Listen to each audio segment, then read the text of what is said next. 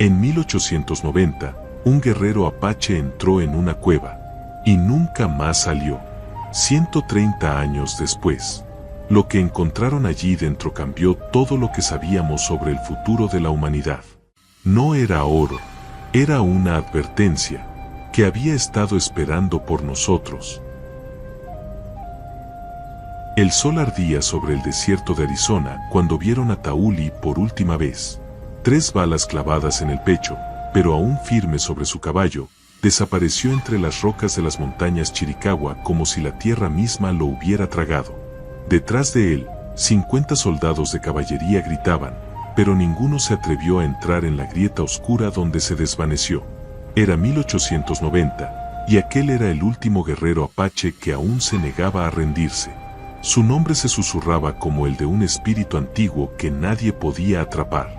Decían que conocía todos los caminos secretos, los refugios sagrados del pueblo rojo, pero ahora no quedaban rastros, ni sangre, ni huellas, solo el silencio y el nacimiento de una leyenda. En San Ramón del Viento, un pueblo olvidado entre piedras secas y brisas ásperas, todos sabían lo que había ocurrido, pero nadie lo mencionaba. La madre de Tauli, doña Magdalena, no lloró al recibir la noticia. Caminó sola hasta una higuera vieja, se arrodilló ante sus raíces y susurró, que los antiguos lo lleven, que lo oculten de los ojos del hombre blanco. Después de eso, no volvió a hablar. Solo encendía velas cada noche, mirando al sur, como esperando que la tierra le respondiera. Los vecinos respetaban su silencio. Algunos pensaban que se había vuelto loca. Otros sabían que ella guardaba un secreto. En el cuartel de Tucson, la desaparición causó escándalo. ¿Cómo podía un solo hombre escapar de 50 soldados? Oficiales fueron degradados. Se redactaron informes falsos. Y en los papeles, Tauli fue declarado muerto en combate. Pero su cuerpo jamás apareció. Y el sitio donde desapareció fue etiquetado como zona restringida. Ni civiles, ni militares podían acercarse. Era como si quisieran borrar ese episodio de la historia. Un agujero en la línea del tiempo. Un nombre que ardía en los archivos. Un espíritu que se negaba a descansar. Pero las montañas, ellas no olvidaban. El viento seguía soplando entre los cactus gigantes, llevando lamentos y memorias. Antiguos chamanes decían que los espíritus estaban inquietos. Sueños extraños visitaban a los descendientes del clan.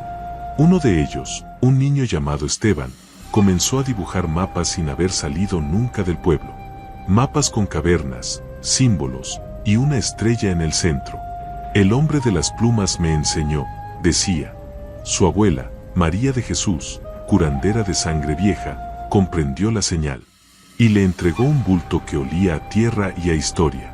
Cuando la tierra arda y el agua desaparezca, será hora de abrir esto, susurró con voz quebrada. El paquete estaba envuelto en tela de agave, con un símbolo apache bordado a mano. Esteban, con solo 7 años, no comprendía el peso de esas palabras. Pero prometió guardar el paquete. Prometió esperar. Esa noche, María encendió hierbas sagradas, formó un círculo de piedras y cantó una melodía antigua. Una canción que hablaba de un guerrero que no moría, sino que se convertía en guardián de la tierra. Al terminar, miró al cielo y dijo, Él regresará. En el tiempo del fuego. El tiempo pasó. Años, décadas, más de un siglo. El pueblo se encogió, envejeció, casi desapareció. Pero Esteban se quedó. Y el paquete también. Hasta que en 2020, algo ocurrió. Algo que empezó con una grieta en la tierra y un humo espeso en el cielo. Era como si el desierto decidiera respirar otra vez. Y cuando las primeras llamas aparecieron en las colinas, Esteban, ya anciano, supo que había llegado el momento.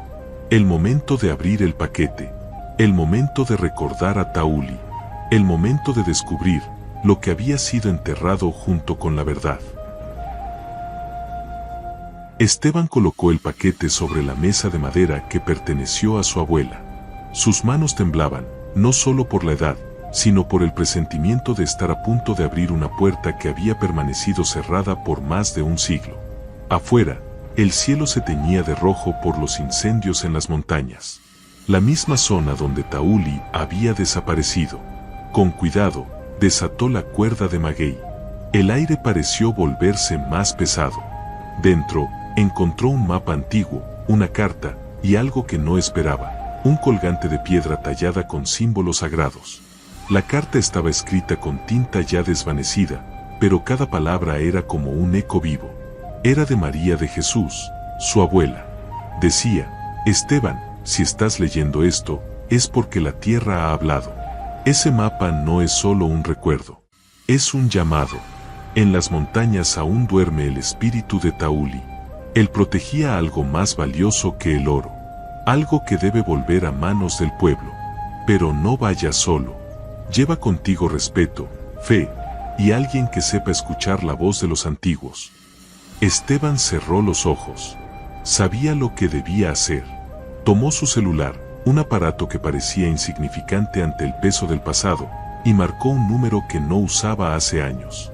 Mateo, dijo con voz firme, necesito que vengas a San Ramón del Viento. Es urgente, es sobre Tauli. Al otro lado de la línea, su sobrino nieto guardó silencio. Había escuchado las historias desde niño, pero nunca creyó en ellas. La leyenda del guerrero desaparecido, preguntó con escepticismo. No es una leyenda, respondió Esteban. Es un legado, y tú vas a ayudarme a cumplirlo. Mateo llegó al amanecer siguiente. Era arqueólogo, formado en Ciudad de México, comía con tecnología y dormía con ciencia. Pero al ver a su tío con el mapa desplegado, algo en él se quebró. Reconoció símbolos que no estaban en ningún libro. Dibujos de estrellas, ríos desaparecidos y una caverna sellada con una X roja. El colgante de piedra tenía el mismo símbolo que vio una vez en un artefacto apache en la universidad. Por primera vez en años, Mateo sintió algo que la ciencia no explicaba, un llamado. Esa misma tarde, los dos partirán para las montañas Chiricahua. Esteban iba en silencio, con el mapa bien protegido bajo su camisa. Mateo documentaba todo con fotos, pero por dentro sentía una inquietud extraña. El cielo parecía más bajo, los árboles más quietos, y el viento traía una melodía que no era del presente. Después de horas de caminata, llegaron a un punto exacto señalado en el mapa. Pero no había cueva, solo rocas y un círculo de cactus marchitos. Aquí es, dijo Esteban, pero está oculta, igual que la verdad. Cuando el sol comenzó a caer, una sombra triangular se formó entre las rocas, como si la propia montaña mostrara el camino. Mateo, guiado por la lógica, se detuvo. Esteban, guiado por la fe, avanzó. Tocó la piedra central y susurró o nome de Tauli. En ese momento, un sonido hueco se escuchó debajo de sus pies, como un suspiro de tierra antigua despertando. Había comenzado. Lo que se había enterrado durante 130 años, estaba a punto de ser revelado. Mateo se arrodilló frente a la roca, golpeando con suavidad la superficie. El sonido era hueco, como si algo estuviera detrás, esperando. Esteban, con una calma ancestral, colocó el colgante de piedra sobre una hendidura natural en la piedra central. Para sorpresa de ambos, encajó perfectamente. Un leve temblor recorrió el suelo. La piedra comenzó a girar lentamente, revelando una abertura estrecha y oscura, cubierta de polvo acumulado por generaciones. La entrada, que había permanecido sellada por más de un siglo, acababa de abrirse. Los dos hombres intercambiaron una mirada cargada de emoción e incertidumbre. Mateo, aún con su mentalidad científica, sacó una linterna LED y ajustó el foco. Esteban apenas encendió una vela de cera negra que había traído de su altar. Las máquinas ven, pero no escuchan, murmuró. Al entrar, el aire cambió. Era denso, seco, lleno de historia y silencio. El suelo estaba cubierto de arena fina. Las paredes, talladas con símbolos antiguos que parecían relatar una historia que el tiempo había decidido ocultar. Avanzaron con cautela. Las linternas revelaban pasajes estrechos, techos bajos y un calor sofocante que no venía del sol, sino de algo más profundo. Después de 30 metros, llegaron a una cámara amplia. En el centro, una figura yacía envuelta en telas, rodeada de objetos rituales. El rostro, aunque momificado, conservaba una expresión de calma y firmeza. No había duda. Era un guerrero. Mateo retrocedió un paso. Esteban se arrodilló. Tauli, susurró, te hemos encontrado. Pero no era solo el cuerpo lo que estaba allí. A su alrededor, cientos de rollos de piel de venado estaban cuidadosamente almacenados en compartimentos de piedra, cada uno marcado con símbolos distintos. Mateo abrió uno con guantes. Era un mapa, preciso, detallado, con rutas, fuentes de agua, cuevas secretas, incluso marcaba zonas que hoy eran ciudades modernas. Phoenix, Tucson, Flagstaff, todo estaba ahí. Un conocimiento que superaba toda lógica histórica. ¿Cómo es posible?, murmuró Mateo, con los ojos llenos de asombro. Esteban, sin decir nada, sacó la carta de su abuela y la comparó con los símbolos tallados en el muro. Coincidían. Un mensaje estaba escondido allí. Cuando el cielo arda, cuando la tierra tiemble y cuando el agua se retire, los hijos de la tierra volverán al corazón del mapa. Era una profecía.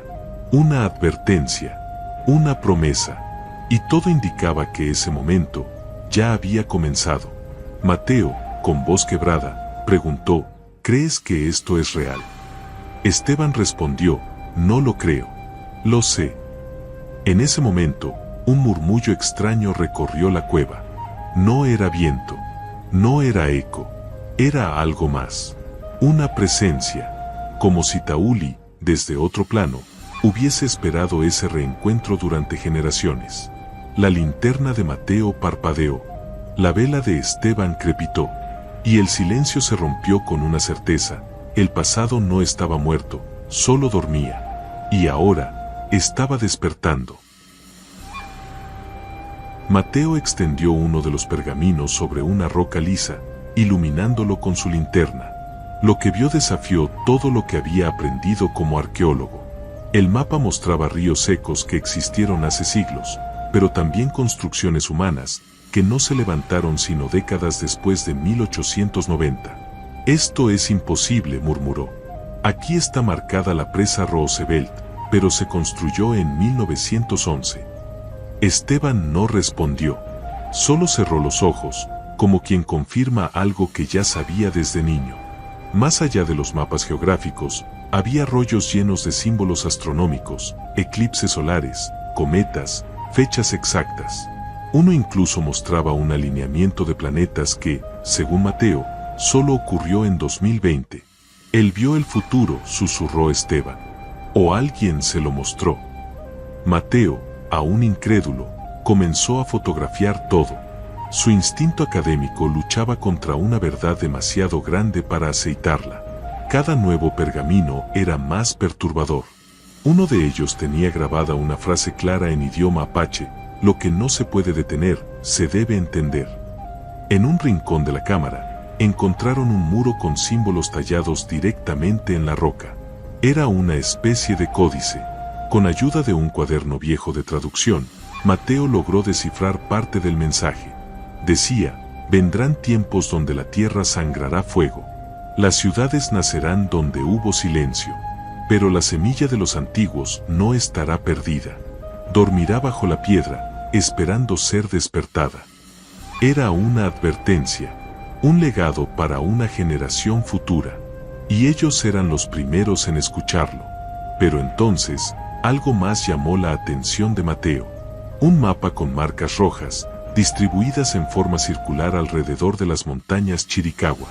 Lugares donde, según los documentos, estaban enterrados más guardianes. Otros guerreros. Otros secretos. Esteban se acercó, puso su mano sobre el dibujo y dijo: esto no es una cueva. Es un corazón. Y cada marca es una vena conectada al alma de esta tierra. Mateo se estremeció. Por primera vez en su vida, comenzó a creer. La emoción se mezclaba con temor.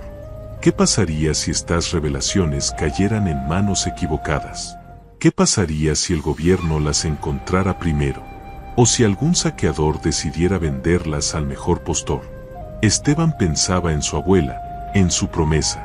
Debemos proteger esto. No divulgarlo aún. No hasta que estemos listos. Mateo dudaba.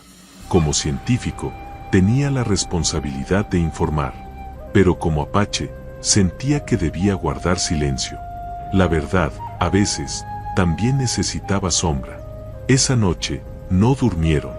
Se quedaron sentados frente al cuerpo de Tauli, en silencio, cada uno perdido en pensamientos distintos. La linterna colgaba de una estalactita, lanzando sombras largas y temblorosas. Esteban tomó una pequeña piedra del suelo, la apretó en la mano y murmuró: él sabía. Todo esto no era para él, era para nosotros. Y entonces comprendieron, el guerrero no había desaparecido. Se había ofrecido, se había enterrado junto con las respuestas, para que el futuro pudiera recordar. Al amanecer, los dos salieron de la cueva en silencio. El aire del desierto olía a humo distante, pero también a algo nuevo. Esteban sostenía el colgante en el pecho, como si guiara sus pasos. Mateo guardó los pergaminos en una mochila especialmente sellada, tratando de proteger no solo los objetos, sino la historia que pesaba sobre ellos. Ninguno hablaba. A veces, el silencio es la única forma de digerir lo sagrado. Habían sido testigos de algo que alteraría su destino para siempre. Al regresar a San Ramón del Viento, la atmósfera era diferente. Los ancianos del pueblo los miraban con una mezcla de respeto y miedo, como si supieran, sin palabras, que Tauli había sido encontrado. María del Rosario, la más vieja del pueblo, se acercó a Esteban con los ojos llorosos. Le tomó la mano y dijo: él cantó en mi sueño anoche. Dijo que la tierra ya no duerme. Mateo, al escuchar eso, sintió un escalofrío. ¿Cómo podía esa mujer saber lo que había pasado? Esa noche, Esteban organizó una ceremonia en la Plaza Vieja. Encendió un fuego con madera seca, rodeado de piedras marcadas por generaciones. Los vecinos se acercaron, algunos incrédulos, otros con fe renovada. Mateo mostró uno de los mapas proyectados sobre una sábana blanca. El silencio fue absoluto. Cada marca en el pergamino coincidía con leyendas que los abuelos contaban hace décadas. Esto no es ficción, dijo Esteban. Esto es un llamado. Todos sintieron que algo dentro despertaba. Una mujer joven, llamada Ximena, se puso de pie y habló temblando: mi hijo de 8 años ha soñado con esas cavernas. Dice que un hombre con ojos como fuego lo llama por su nombre. Nadie se rió, nadie dudó, porque no era la única. Otros niños comenzaban a tener los mismos sueños. Nombres, símbolos, melodías antiguas. Era como si la memoria colectiva de los Apache hubiera sido activada de nuevo. Mateo lo anotaba todo. Esteban simplemente escuchaba, con el alma abierta. Durante los días siguientes, Mateo subió parte de la información codificada a un sistema seguro, sin revelar localizaciones exactas. Lo hizo para proteger lo descubierto. Pero una mañana, recibió un correo anónimo. Sabemos lo que encontraron. No están solos. El mensaje no tenía firma. Solo una imagen, un símbolo apache tallado en piedra, con fuego detrás. Mateo fue directo a contarle a Esteban: nos están observando, y puede que no seamos los únicos que despertaron. Esteban no mostró miedo. Solo dijo: entonces ha comenzado la segunda parte. Y abrió el viejo cuaderno de su abuela, donde una frase estaba subrayada con fuerza: cuando despiertes el corazón de la montaña, prepárate, porque la tierra hablará en sueños, y los hombres del metal vendrán a silenciarla. Ahora, no solo era una búsqueda espiritual o arqueológica, era una carrera contra Otempo, contra la ignorancia, contra aquellos que querían que el legado de Tauli quedara enterrado para siempre. Las señales llegaron más rápido de lo esperado. Un par de camionetas blancas, sin placas, comenzaron a rondar los caminos que llevaban a San Ramón del Viento. Hombres de rostro neutro e instrumentos de alta tecnología fingían ser estudiosos del suelo, pero no convencían a nadie. Mateo los observaba desde lejos, tomando nota de cada movimiento. Esteban, por su parte, comenzó a guardar los mapas en un compartimento oculto de su casa, el mismo donde su abuela había escondido las hierbas sagradas durante la guerra. Una noche, mientras revisaban los símbolos, escucharon pasos fuera. Mateo apagó todas las luces. Desde la ventana, vieron a dos hombres examinando el portón. No hablaron, no tocaron, solo miraron, y se marcharon. Pero el mensaje estaba claro, sabían que algo importante había sido descubierto. En la mañana siguiente, el archivo digital que Mateo guardaba había sido violado. Los documentos fueron copiados y, extrañamente, no eliminados.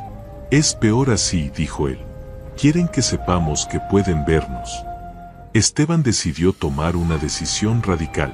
Convocó a los ancianos del pueblo, a los jóvenes que habían soñado, a las mujeres que guardaban cantos olvidados.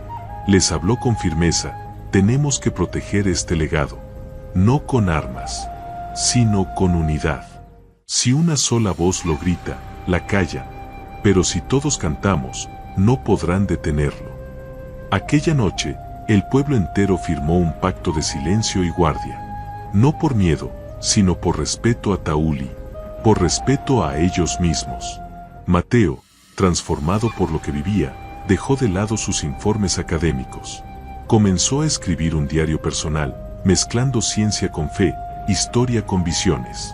Su mente aún se resistía, pero su alma ya había cruzado un umbral. Esto no es una excavación, escribió. Es una resurrección. Mientras tanto, los sueños aumentaban. Niños que jamás habían aprendido la lengua apache comenzaban a hablarla dormidos. Mujeres mayores despertaban llorando con nombres olvidados en la boca. Una noche, Esteban tuvo su primer sueño desde niño. En él, Tauli caminaba sobre fuego, pero no se quemaba. Tenía los brazos abiertos y el pecho atravesado por las mismas 3 balas. No me busques a mí, dijo. Busca lo que protegí. Al despertar, Esteban supo lo que significaba. Aún había algo más en esa cueva. Algo que ni siquiera los mapas mostraban. Algo que solo podía ser hallado si el corazón estuviera limpio, y el alma, dispuesta a sacrificar. Volvieron a la cueva en la madrugada. Esta vez, con más gente. Ximena, María del Rosario, y otros que sentían el llamado. Al entrar, el silencio fue distinto. Vivo, intenso, como si la montaña supiera que los suyos habían vuelto. Esteban se arrodilló frente al cuerpo de Tauli y susurró: «Estamos listos». En ese instante, un sonido profundo resonó detrás del muro. Una nueva grieta se abría, y con ella, un nuevo capítulo del legado apache acababa de despertar. La grieta reveló un pasaje oculto detrás del muro principal. No era ancho, pero sí profundo, como si llevara directamente al centro de la tierra. Mateo fue el primero en entrar, seguido por Esteban con su vela encendida. Los demás esperaron afuera, entonando un canto antiguo que María del Rosario enseñó esa misma mañana. El eco de esas voces acompañaba a los 2 hombres mientras avanzaban. El aire era más frío allí, la oscuridad más densa, pero algo los guiaba, como un susurro invisible. Al final del túnel, una cámara completamente distinta a la anterior se abrió ante ellos. No había cuerpo alguno, ni mapas, ni armas. Solo un altar de piedra en forma de espiral, con inscripciones talladas en círculos concéntricos. En el centro, una vasija sellada con cera negra y adornada con plumas de águila. Esteban cayó de rodillas.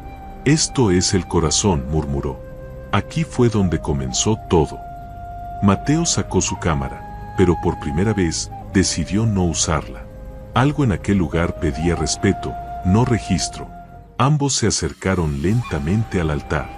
Esteban colocó el colgante sobre la vasija. Nada sucedió. Entonces, recordó el sueño: «Busca lo que protegí».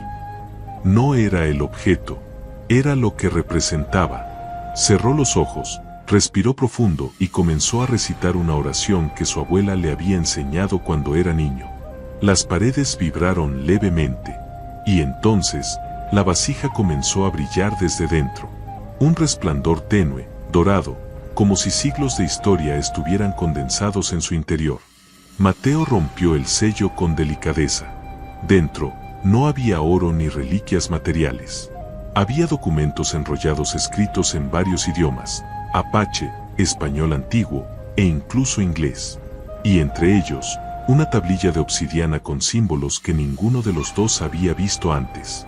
Esteban la sostuvo en las manos como si fuera un niño recién nacido. Esto es para los que aún no han nacido, dijo. Un mensaje para el futuro, un mapa espiritual. Ambos sabían que Aquilo iba mucho más allá de una simple civilización perdida. Cuando regresaron a la entrada, el grupo los esperaba en silencio. Nadie hizo preguntas. Solo los miraron con ojos húmedos y corazones latiendo fuerte. María del Rosario se acercó, tocó la tablilla y dijo: ahora ya no se trata solo de memoria. Se trata de destino. Esa noche, en el centro del pueblo, encendieron una gran fogata. No para celebrar, sino para anunciar al cielo que el corazón de la montaña había sido despertado. Y con él, también había despertado el alma de un pueblo dormido. Mientras las llamas danzaban, Mateo volvió a soñar. Esta vez, era él quien caminaba por un desierto rojo, con la tablilla en las manos y miles de rostros a su alrededor. Niños, ancianos, guerreros. Todos cantaban su nombre. Pero cuando se volvió para buscar a Esteban, él ya no estaba. En su lugar, una figura joven, con el rostro pintado de rojo y negro, lo miraba fijamente. Ahora tú lo proteges, dijo. Y Mateo despertó, sabiendo que ese destino ya no podía ser negado.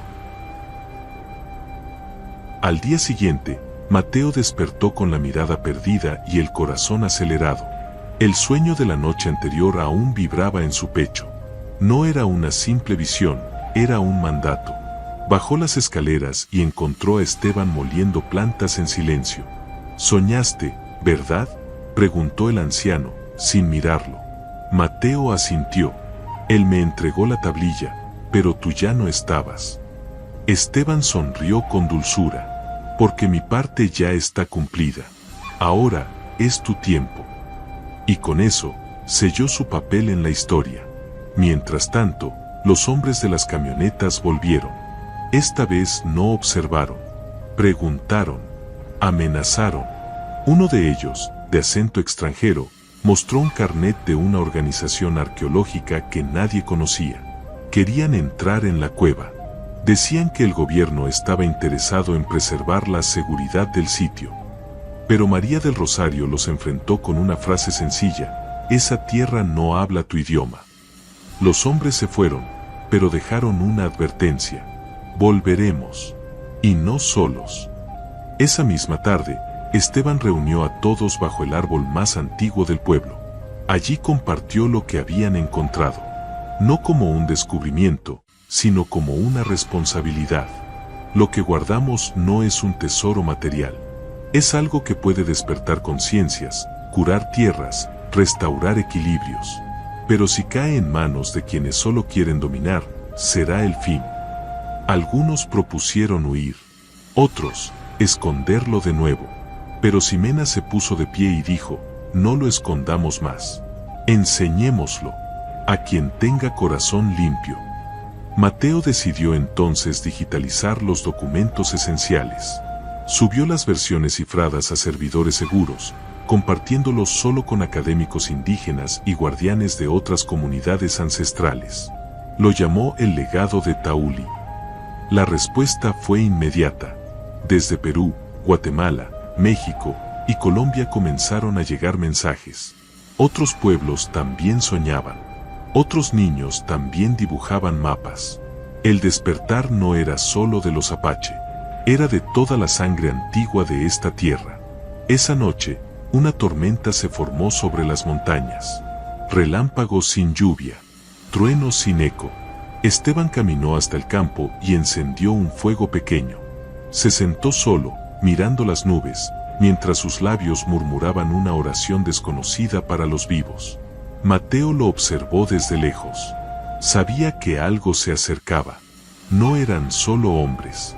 Era una batalla espiritual. Una lucha entre memoria y olvido. Entre quienes quieren recordar y quienes prefieren que todo se pierda. Justo antes del amanecer, Esteban regresó a casa y colocó la tablilla de obsidiana sobre la mesa. Cuando yo no esté, que hable por mí, dijo. Mateo lo abrazó. Sabía que aquella sería su despedida. Esteban, el guardián del ayer, se estaba retirando para que el guardián del mañana naciera. Y aunque el pueblo dormía, el viento ya sabía, la historia no iba a callarse más. El corazón de la montaña había encontrado una nueva voz. Al amanecer, el cuerpo de Esteban fue encontrado en paz, recostado junto al altar de la cueva. Sus manos sostenían la tablilla de obsidiana, y su rostro llevaba una expresión de descanso, como quien completó una gran misión. Mateo lo cubrió con una manta tejida por su abuela, y lo enterraron en silencio, justo frente a la entrada de la caverna. Nadie lloró. Todos sabían que su alma se había unido a los antiguos. Su nombre, ahora, viviría en las piedras. Con Esteban ausente, la comunidad buscó en Mateo su guía. Aunque inseguro, aceptó el papel. No soy sabio ni anciano, pero escucho los sueños, dijo. Esa noche, compartió con todos los documentos descubiertos. Reveló los mapas, las profecías y la advertencia final: el fuego llegará. Y cuando lo haga, solo quienes reconozcan las señales podrán salvar la tierra. Aquello ya no era historia, era destino. Las señales no tardaron. Un incendio masivo arrasó la reserva vecina. Días después, temblores agrietaron el suelo de las montañas Chiricahua. Y para espanto de todos, los manantiales del norte comenzaron a secarse. La profecía de Tauli se estaba cumpliendo. Pero lo más extraño fueron los sueños. Decenas de personas, incluso forasteros, soñaban con el mismo guerrero de mirada ardiente, guiándolos a un mismo lugar, la cueva. Mateo decidió que no podía seguir callando. Publicó un manifiesto en redes indígenas y espirituales de todo el continente. Lo tituló El corazón del mapa. En él, contaba la historia de Tauli, los hallazgos, las visiones, y la urgencia de actuar antes que los gobiernos o las empresas se apoderaran del lugar. El texto se hizo viral en círculos cerrados. Y al cabo de una semana, llegaron visitantes de muchas partes, no como turistas, sino como hijos que volvían. Una caravana ancestral se formó en el desierto. Mayas, quechuas, mapuches, huixáricas, todos compartiendo cantos y símbolos similares. Nadie hablaba de religión ni política, solo del sueño compartido. Cuando llegaron a San Ramón del Viento, Mateo los recibió con los brazos abiertos. No están aquí por mí, dijo. Están aquí por él. Señaló el cielo, que esa noche se cubrió de estrellas como no se veía desde hacía décadas. En la entrada de la cueva, encendieron fuegos ceremoniales. Cada comunidad ofreció algo: una piedra, una pluma, una oración. La caverna vibraba con la energía colectiva. Y cuando la tablilla de obsidiana fue colocada nuevamente sobre el altar, algo ocurrió. Un resplandor surgió desde el suelo. Las paredes comenzaron a emitir un leve canto. Y todos, al unísono, comprendieron: la tierra estaba hablando otra vez. El canto que emergía de la caverna no tenía idioma, pero todos lo entendían. Era la voz de la tierra, de los que caminaron antes, de los que aún no han nacido. Los más ancianos comenzaron a llorar en silencio, no por tristeza, sino por reconocimiento. Mateo cayó de rodillas, con la tablilla brillando frente a él. Vio en su mente no solo mapas ni visiones, sino caminos. Caminos de regreso, caminos de sanación, caminos para recordar quiénes eran antes de ser olvidados. Una voz femenina rompió el silencio. Era Ximena. No vinimos por oro, ni por fama. Vinimos porque el corazón nos llamó. Todos asintieron. María del Rosario se acercó al altar y depositó su collar más antiguo. Este legado no es de uno, ni de un pueblo. es de todos los que escuchan el llamado de la tierra. La cueva ahora era un santuario, un archivo vivo, pero también era una promesa. Nadie más volvería a dormir mientras el planeta gritaba. Días después, Mateo regresó a la ciudad con copias protegidas de todo. Fue citado por autoridades y universidades, pero rechazó las entrevistas. No busco premios, dijo. Busco guardianes. Fundó una red de sabiduría ancestral, conectando pueblos indígenas a través de sus sueños y símbolos. El legado de Tauli se volvió una llama en la oscuridad del mundo moderno. Cada nuevo incendio, cada terremoto, cada sequía, hacía que más personas despertaran y buscaran respuestas en las montañas. Mientras tanto, en San Ramón del Viento, el pueblo cambió. Niños aprendían la lengua apache. Las mujeres tejían con símbolos olvidados. Los ancianos eran escuchados como maestros. Nadie temía más a las visitas del exterior, porque ya no estaban solos. Cada nuevo visitante era observado con el corazón. Si venía por codicia, el desierto lo rechazaba. Pero si venía por memoria, la montaña lo abrazaba. Mateo volvió a soñar con Tauli una última vez. Esta vez, el guerrero no estaba solo. Detrás de él, miles de rostros caminaban, hombres, mujeres, niños, todos con marcas antiguas en el rostro. Gracias por no enterrarme, dijo. Ahora, despiértalos. Cuando Mateo despertó, entendió que su papel no era conservar el secreto, era sembrarlo. Sembrarlo en cada tierra, en cada espíritu dispuesto a recordar. Hoy, nadie sabe con certeza dónde está la cueva. Ni siquiera Mateo. Algunos dicen que se cerró sola. Otros, que solo se abre a quienes llevan el llamado en el alma. Pero una cosa es cierta, Tauli no desapareció en 1890. Se volvió raíz. Se volvió fuego. Se volvió palabra. Y su legado seguirá resonando cada vez que un hijo de la tierra se atreva a escuchar el canto invisible del desierto.